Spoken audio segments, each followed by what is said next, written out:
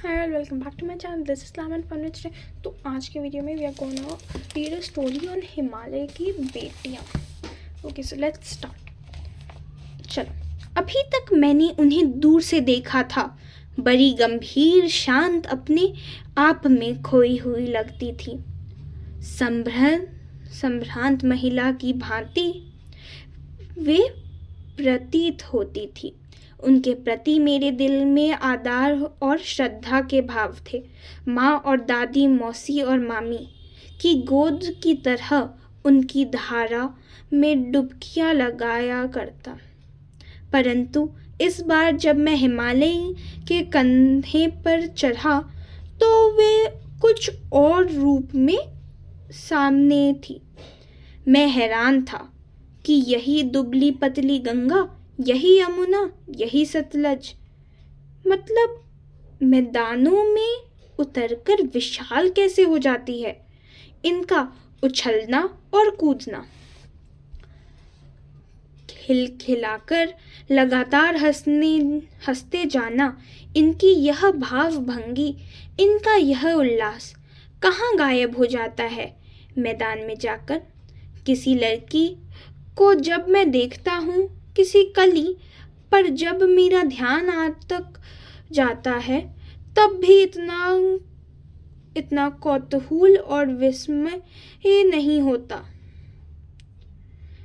जितना कि इन बेटियों की बालिलता देखकर। कहाँ ये भागी जा रही है? वह कौन से लक्ष्य है जिसने इन्हें बेचैन कर रखा है? आप अपने महान पिता का विराट प्रेम पाकर भी अगर इनका हृदय अतृप्त ही है, तो वह कौन होगा जो इनकी प्यास मिटा सकेगा? बर्फ जली नदी, नंगी पहाड़ियाँ, छोटे छोटे पौधों में भरी घाटियाँ, बंधुर अद्वितियाँ, सरबज उत्कारें, ऐसा है इनका लीला निकेतन। खेलते खेलते जब ये जरा दूर निकल जाती है तो देवदार, चीर, सरों, चिनार, सफेदा के केल के जंगलों में पहुंचकर शायद इन्हें बीती बातें याद करने का मौका मिल जाता होगा। कौन जाने बुद्धि हिमालय अपनी इन नटखट बेटियों के लिए कितना सुर ढूंढता होगा। बड़ी बड़ी चोटियों से जाकर पूछिए तो उत्तर में विराट मौन के सिवाय उनके पास और रखा ही क्या है। सिंधु और ब्रह्मपुत्र, ये दो ऐसे नाम हैं जिनके सुनते ही रावी, सतलज, व्यास, चनाब, झेलम, काबुल मतलब कुभा, कपीशा, गंगा, यमुना, सूर्य, गंडक, कोसी आदि हिमालय की छोटी बड़ी सभी बेटियां आंखों के सामने नाचने लगती है। वास्तव में सिंधु और ब्रह्मपुत्र स्वयं कुछ नहीं है। दयालु हिमालय के पिघले हुए दिल की एक एक बूंद न जाने कब से इकट्ठा होकर इन दो महानदियों के रूप में समुद्र की ओर प्रवृत्त होती रही है। कितना सौभाग्यशाली है वह समंदर जिसे एक पर्वतराज हिमालय की इन दो बेटियों का हाथ पकड़ने का श्रेय मिला। जिन्होंने मैदानों में ही इन नदियों को देखा होगा, उनके ख्याल में शायद ही यह बात आ सके कि बूढ़े हिमालय की गोद में बिछाए उन बनकर ये कैसे खोला रूप पहाड़ी आदमियों के लिए आकर्षक भले न हो, लेकिन मुझे तो ऐसा लुभावना प्रतीत हुआ है। वह रूप की हिमालय को ससुर और समुद्र को उसका दामाद कहने में कुछ भी झिझक नहीं होती है।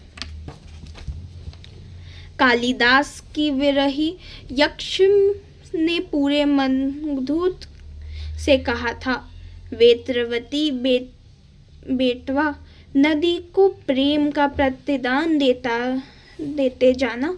तुम्हारी वह प्रेयसी तुम्हें पाकर अवश्य ही प्रसन्न होगी।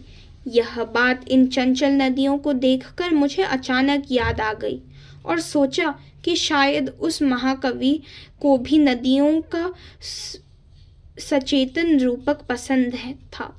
दरअसल जो भी कोई नदियों को पहाड़ी घाटियों और समतलाग्नों के मैदानों में जुड़ा शक्लों में देखेगा, वह इसी नतीजे पर पहुँचेगा। काका कालेलकर ने नदियों को लोक मानता कहा है, किंतु माता बनने से पहले यदि हम इन्हें बेटियों के रूप में देख ले तो क्या हर्ज है।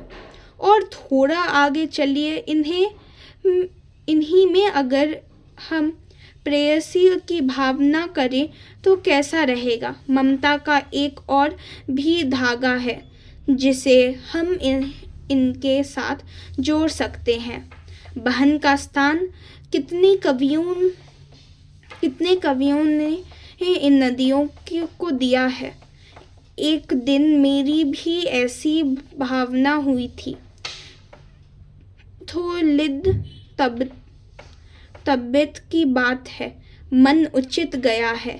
तबीयत ढीली थी। सतलज के किनारे जानकर बैठ गया। दोपहर का समय था, पर लटका दिए पानी में। थोड़ी ही देर में उस प्रगतिशील जल ने असुर डाला। तन और मन ताज़ा हो गया तो लगा मैं गुनगुनाने।